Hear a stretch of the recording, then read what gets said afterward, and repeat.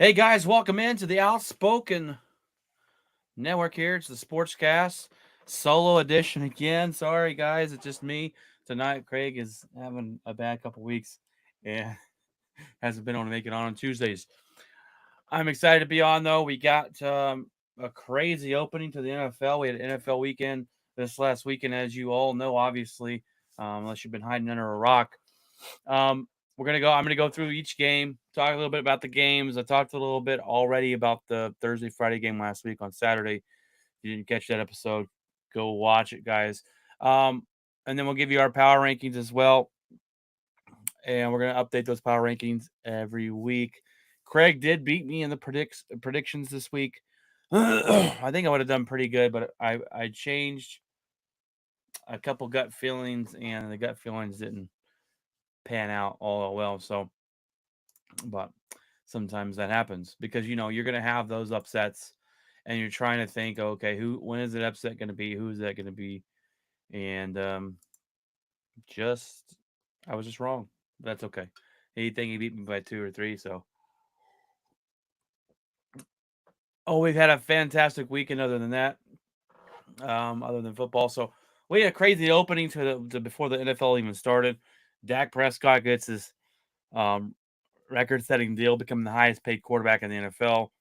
Interested to see what Ryan Sims thinks about that, and you Cowboy fans out there, what you think about Dak Prescott becoming the highest-paid player in the NFL and getting $60 million a year, kind of resetting the quarterback market.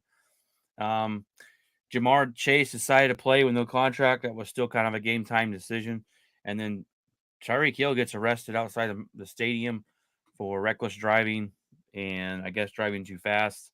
Um, I don't know how that escalates from that to them ripping him out of the car, handcuffs on the ground. Lot that the police officers got to answer for on that one.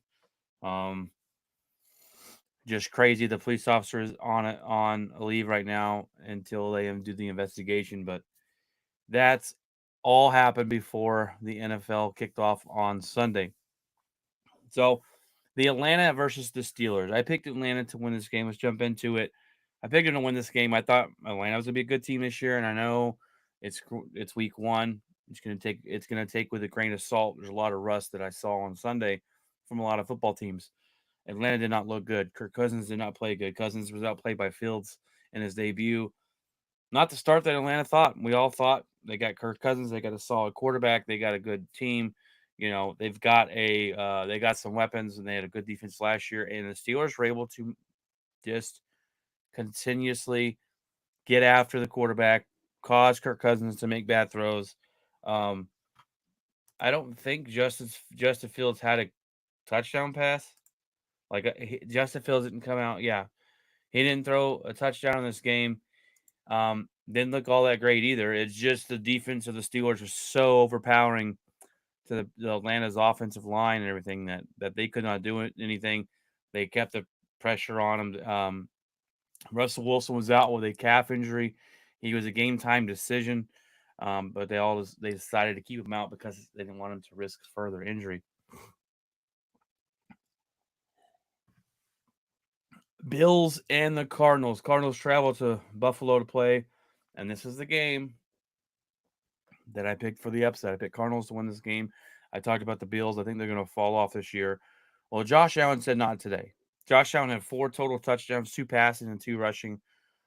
He put the team on his back, and he said, "I'm not going to lose at home."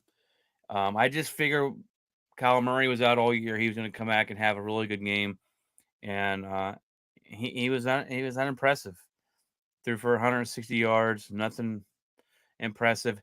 He Harrison Jr., the rookie, only caught 1 pass for 4 yards. Nothing about that was impressive. And the Cardinals sit there and they'll leave you wanting for more. There was a point where they were leading this game. But like I said, Josh Allen said it's not going to happen today and took his team on his back. And maybe I know it's game one, but maybe Josh Allen keeps his team competitive for that division because I don't think they will be, but we will see. It was against the Cardinals, like I said, not a very good football team. and they get the victory there. Caleb Williams was terrible. Titans go in. They should have beat the Bears. The Bears didn't score a single point on offense. Caleb Williams, his debut, had a 22 QBR of 48% completion rating and only passed for 93 yards, no touchdowns. He looked terrible. He was running around the pocket, getting sacked, taking big sacks, not accurate with the football, 3-and-out, 3-and-out, 3-and-out. Their defense played really good, and their special teams got a punt block for a touchdown. And if Levis didn't throw the worst pick six you'd ever seen in your life, then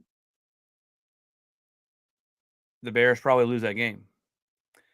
But it was the worst pick six. I mean, they were tackling him. He was falling down, and he underhand shovels it to the sideline, right to the Bears defender. He runs it back for a touchdown, and that was the final score as they win.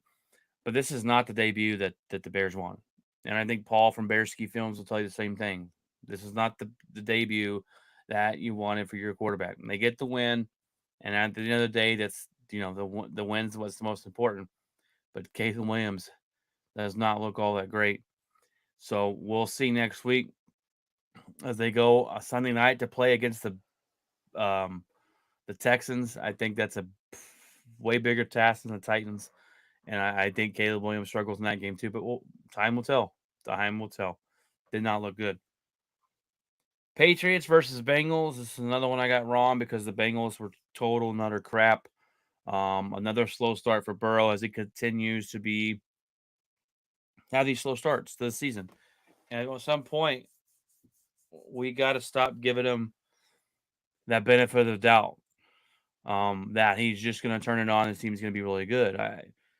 And at the end of the day, it's just game one, but they've struggled mightily. He threw for 164 yards, 0 touchdowns. Patriots were able to run the ball all day long. They rushed for 170 yards. Chase decided to play in the game, which is a bad notion for him. Because if he's not in this game and they lose the way he did, he can go, hey, look, Bengals ownership, you didn't score a lot of points. You lost the game. You need me out there. Well, he decided to play, and they still only scored 10 points. They still lost the game, and they're going, and you want to hold out and you want us to pay you because of your performance? We just lost a bad football team. So don't give me that. So it's not a good look for Jamar Chase to show up and then still lose the way they did, not playing good football. Joe Burrow didn't look very good. There was a touchdown that was about to be a touchdown from the tight end, and they knocked the ball out of his hands. He fumbles the ball. Sloppy football play. You got the Texans and the Colts. Texans barely won this game by 2 points. That was pretty interesting to see. This is a division game, so they're going to be a little closer, although I don't think the Colts are a very good football team. Diggs with a good debut. He didn't have a whole lot of yards, but he had 2 touchdowns. They kept him happy there.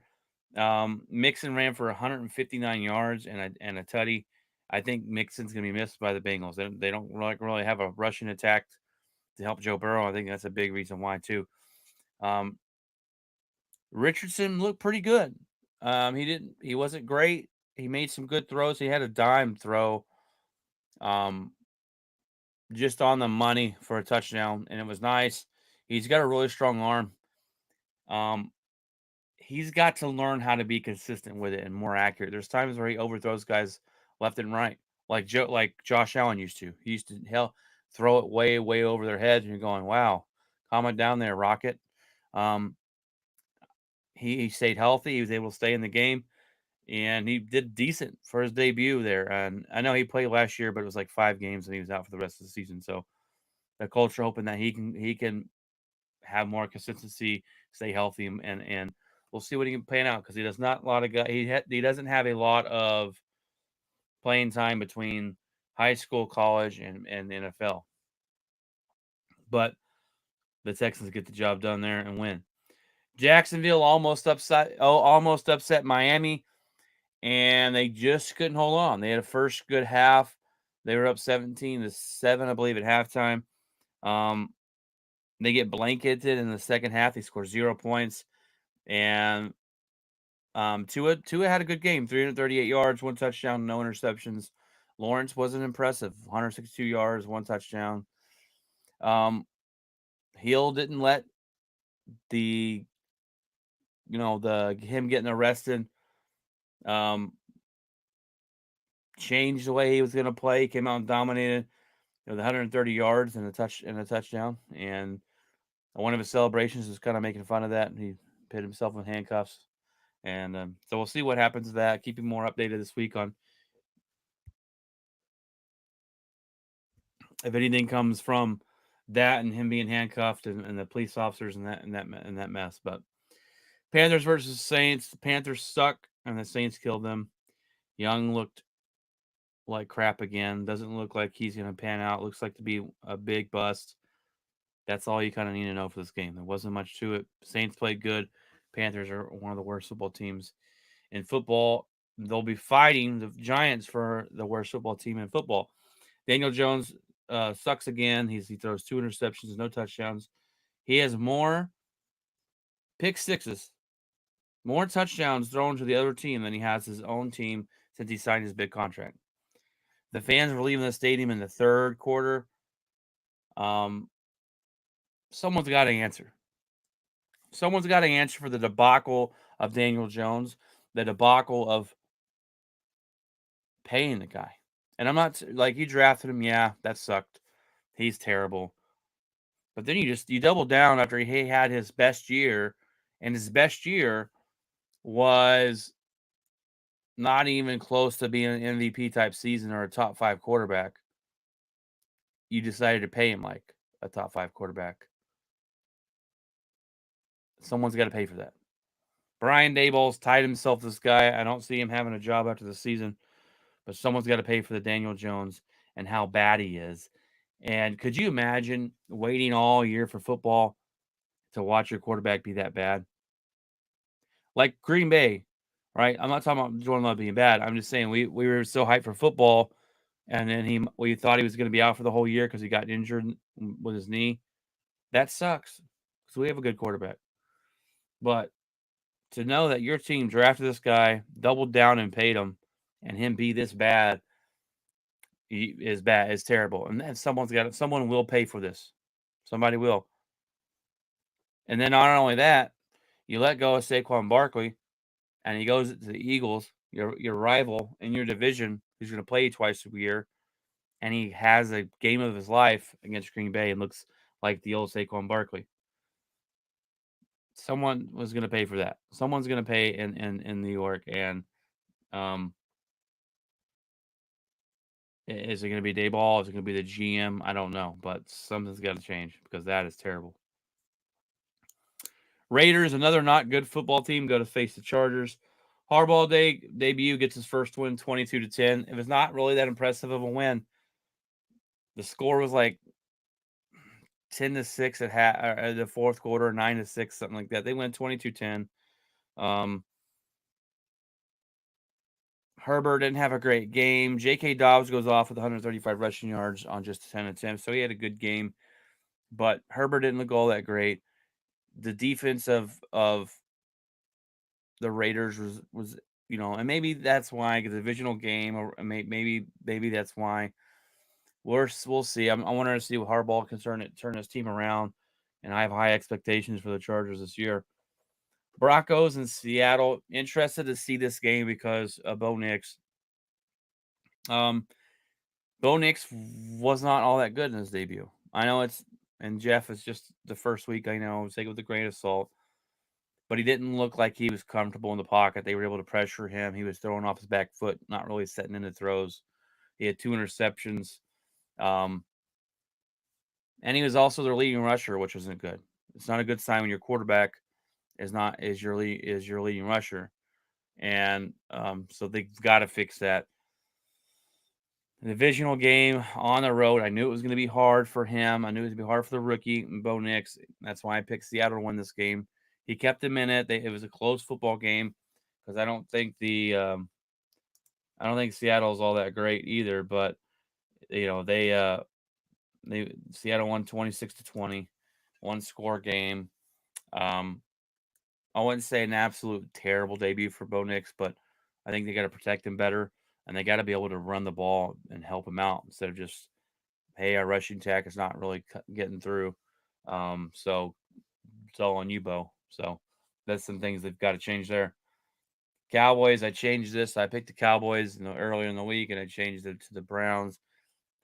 And look, I gotta give props where they get props. Their defense shine. Um, they the Watson could not get comfortable at all. He had no time to throw the ball, no time to make a decisions, no time to wipe his own butt. I mean, this defense was that dominant against that team. And I don't know if it was because Watson's just bad or if this team just made him look as silly as he did, but Watson had a terrible game. CD had a great game. He's a beast, making plays left and right the first half. They focused on feeding him the ball as they should. I don't think they fed him the ball enough last year. Had those games where we're going to feature CD and we're going to throw it to him and throw it to him. We're going to do jet sweep. They were doing that. They were doing a jet sweep to him, throwing the ball a lot in the first half. They scored 33 points on the road against a good defense. That their first half was really good offensively. Second half they slowed down, but you get a punt return for a touchdown as Turpin's dangerous back there, putting the ball to him. This defense looked great and the offense looked great. All around good game for the Dallas Cowboys. Now I will tell you this: last year's opening game, the Dallas Cowboys won 40-0. So does this tell you much about the season? It doesn't, because the Cowboys still went on to win 12-5 and lose in the first round of the playoffs. So let's not get too big of a head here, Ryan, or other Cowboy fans. But it was a good opening game against a good defense. So I will give you props where your props are deserved. Commanders versus Bucks. I was interested to see what Jaden Daniels was going to do. But Baker Mayfield went off. He had 4 touchdowns on the day. Evans was making great catches left and right. Daniels had the best debut of any quarterback out there this year as a rookie between him and Williams and Bo Nix. He had 184 yards passing and 88 on the ground. He was able to move around in the pocket and run the ball if he needed to.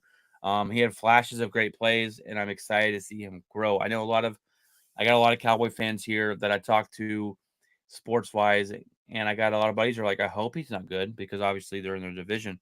But I'm excited to see Jaden Daniels. And really, honestly, I think I've talked about it before. I think it's the best pickup, or they had the best, one of the best off seasons in football this year. They go get a good head coach. They bring in they bring in his defensive coordinator. They get Jaden Daniels. They make plays. They make moves. They did some things this year that I really liked.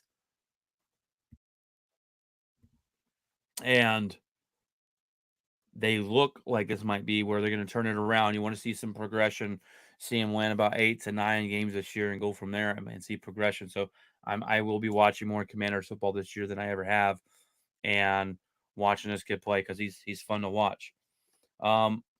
Rams and Lions. This is one of the best games of the to me the best game of the weekend.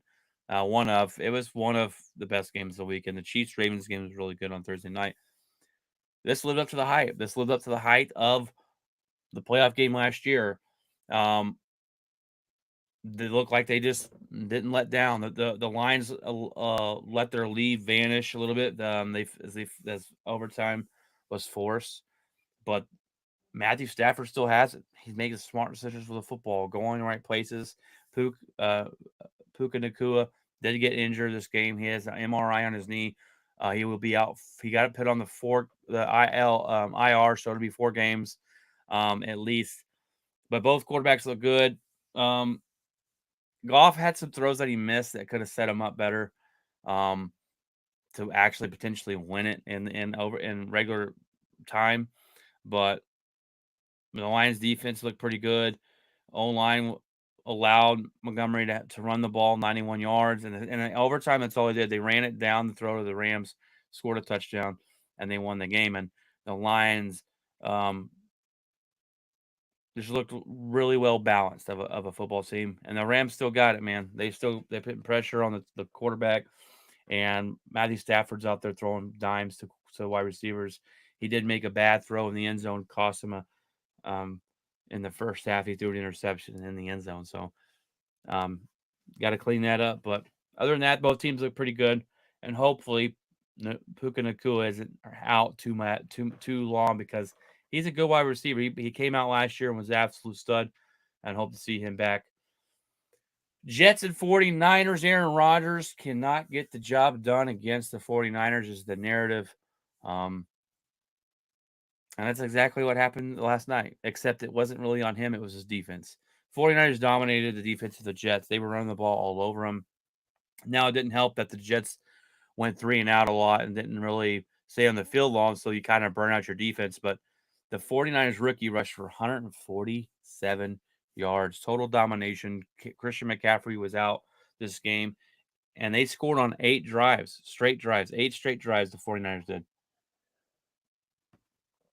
That's not good for the Jets defense, who's supposed to have a lot of good players.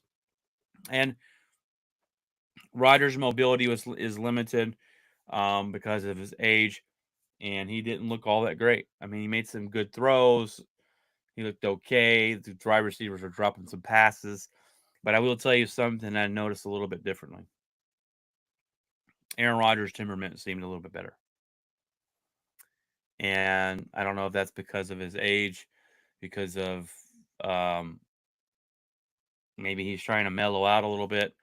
But on the sideline, and when he played for Green Bay, he's yelling at people. He's cussing them out. He kind of seemed like, it's okay, guys. We'll get him next time type of mentality. He's on the sideline, smiling, kind of cheering people up, knowing this is a tough game. Going into San Francisco, trying to beat one of the best teams in football, and it's his first game back, and they've kind of looked a little rusty. Maybe that's because Aaron Rodgers didn't show up to any offseason programs, mandatory or not, but that's neither here nor there. But I'm interested to see how Packer fans feel about Aaron Rodgers, because when Brett Favre left, I was angry at the organization for letting him go, and then and then Aaron Rodgers came, and I still cheered for Brett Favre. I didn't hate Brett Favre. It wasn't his decision to. Well, it was kind of his decision to leave, and then he wanted to come back, and the team's like, "We're moving on without you. Sorry about your luck." But I was mad because I really liked Brett Favre. He was one of the main reasons I became a Packer fan, is because he was great at football, and I loved watching him play, and watching him was really fun. And I liked his personality, and he was funny, and you could really kind of relate to he seemed like a guy that you could relate to. So when the Packers weren't playing the Jets or the Vikings, I rooted for Packers to win, and Brett Favre to win. And when the Packers lost the playoffs and Brett Favre was still going, all right, Brett Favre, let's go win in the Super Bowl. I don't care what team you're on, at least you'd get another one. Didn't happen for him. Aaron Rodgers left, kind of rubbing people the wrong way. He's kind of arrogant and cocky. His personality kind of seems like not a nice guy, or not someone that you could relate to. And this is this weird kind of feeling about him. He was great for your football team, but did you really like the guy personally? I don't know. So I wonder, do Green Bay Packer fans feel like they hope that Aaron Rodgers just falls on his face and doesn't do good? I don't. I think it was definitely time for us to move on when we did. It was actually a year too late. We should have traded him the year before, but that's here not there. But I hope he has success with the Jets. I think last year him getting injured sucked. It sucked for one because that third round draft pick we got would have been a first if he didn't, but also because I don't want to see him and his legacy go down the way that did. So I'm glad that he's healthy. He's back. I want to see him do good, and unless he plays Green Bay. I got a buddy of mine who said, I hope he falls flat on his face because I want to be right about him being washed up. I think his better days are definitely past him, right? He's not in the prime of his career anymore. This team is well put around him to where he doesn't have to kind of put it all on his shoulders, which he did a lot of times in Green Bay. But I still root for Aaron Rodgers to have a good year. But I'm interested to see what other Packer fans say about that. But that's your recap for week 1. We got some week 2 games coming up, obviously, Thursday night game. And then we got the weekends, Saturday and Sunday and Monday. Sorry, Sunday night and Monday. But Saturday's obviously football. We'll get into all that on Saturday as our show is live on Saturday with Jeff and Craig back on. They get the group back together. Let's go through our top 5 power rankings. Craig did send me those. Craig's top 5 power rankings. He has Kansas City at number 1, and so do I. I don't think you could take this team out of number 1. We all had them at number 1 last week before we started the season. This is a Super Bowl winner. They're back to back. They're going for a three-peat this year. I hope they don't get it. They came out and they played a good game against a good defense. They beat the Ravens, Baltimore Ravens, and the Baltimore Ravens are a good football team. So there's no reason why you would move them down from where they were previously. Excuse me. Sorry. I thought I muted my mic there. Number 2, the 49ers. And I have the 49ers there too as well, Craig, as they looked as dominant as ever last night against that tough defense. They ran the ball at will. They were able to get to the other quarterback, force him to make bad throws, sacked him quite a bit. The 49ers look like they belong where they do at number 2. They proved why they look like the best team in the NFC. Bottom line. Number 3, he has Baltimore. I had Baltimore there last week too as well. I don't have them there at number 3. I could totally see why you would leave Baltimore there. Kind of why would you, I could see the argument of why would you bring them down if they almost beat Kansas City. Why would you take them down a spot? And I don't look at it as just as punishing Baltimore. I just think other teams played a little bit better. I got the Lions at number 3. They went out at home. They played really good. They played a good Rams team. This was a playoff team last year. To me, watching the Lions game, they look like one of the most balanced teams in football. They did it on the offense. They did it on the defense. They did it on special teams, and this coach has them playing really good and balanced. So I like the Lions there as he has the Ravens. Number 4, we both had the Philadelphia Eagles. They go and beat Green Bay, who is supposed to be. It depends on how you. I want to say supposed to be. Depends on how you look at them. The last year they finished really hot to finish the year. A lot of people think Green Bay is going to be a really good football team this year and fight for a deep playoff run. Depends on how you look at them. But they were able to play really well. Hurts did make a couple bad throws in this game. The field was terrible, but Saquon Barkley looked good. AJ Brown looked good. They have one of the best wide receiver groups in the NFL. They played good on defense. They were able to rush the passer. Their defensive line didn't let us run the ball well. Philadelphia is going to be a team to mess with. Are they going to fall off a cliff again like they did last year at the end of the season? Maybe. But for right now, we both have them at number 4 and number 5.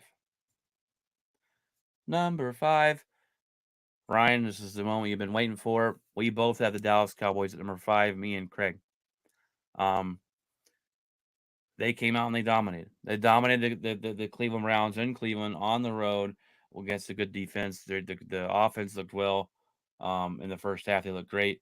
The defense looked great all game long. They made the quarterback over there, Watson, looks silly. They couldn't run the ball on him. They were scoring touchdowns on the kickoff, on the punt returns. They were a balanced football team. The rushing game was better than I thought it would be for week 1. They played a great game. So the Dallas Cowboys are there at number 5. And so Craig has KC, the Niners, Ravens, Philly, and Dallas. And I have KC, Niners, Lions, Philly, and Dallas. And I got to put Ravens at number 6. So they dropped out of my top 5 from the previous week. Not as a punishment for losing, but I just think some other teams are just more balanced. They played a better football game than they did, I think, and I think that's a pretty strong top 5. I've got 2. We've both got 2 NFC teams in it so far, and I only have 1 NFC or AFC team, and Craig has 2 AFC teams. So, that's your episode this week. We're going to get into it more this weekend. I'm going to keep you guys updated on any of the news from that come out from Tyreek Hill getting arrested. It's a weird situation. I don't want to just assume that that the cops misused their power, but this kind of seems like they did. Um, I haven't been able to watch the body cam footage that came out, but I'll have to look at it and we'll keep going from there. But right now it's under investigation, and the cop that is charged with this or did this or whatever it is actually on leave until they can figure it out.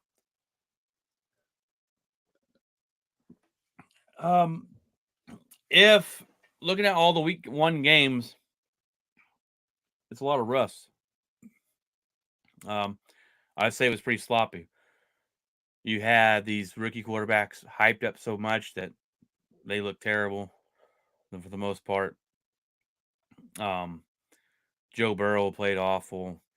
You had teams that were supposed to show up, didn't show up. It was sloppy football. Will it get better? Yeah, well, let's hope so. I definitely think it will. It's week one. A lot of guys don't play in training camp. So you're gonna have that kind of miscommunication here or there, and teams will get better as the season goes on. So if I had to name the NFL week one, um, if I had to give it a border or a name for it, one word, it'd be sloppy. And um, that's not good for the NFL, but we'll see. Maybe defenses has just gotten better. I don't know, but the offense side of the ball was not good this weekend. I think they said it was the fewest points scored or yards thrown by average. Yards average the quarterbacks threw in a week in a really long time. So sloppy play for the offenses. But all right, guys, that's the episode tonight. It's Tuesday night. We do Tuesdays and Saturdays. We'll be on Saturday with the whole group, kind of going over. We're going to go over the Thursday night games, give our predictions for the games on Sunday, and talk a little college football. Ryan's ready to get on and bust Craig's balls for being a Michigan fan and not thinking that Texas had a chance when Texas totally dominated Michigan. So get prepared for that. We have a new email for the show. If you want to email me questions, email me your top 5 power rankings, email me your predictions of the week. I will answer them, get back with you. I would love some fan interaction that way. My email is the sportscast at outlook.com.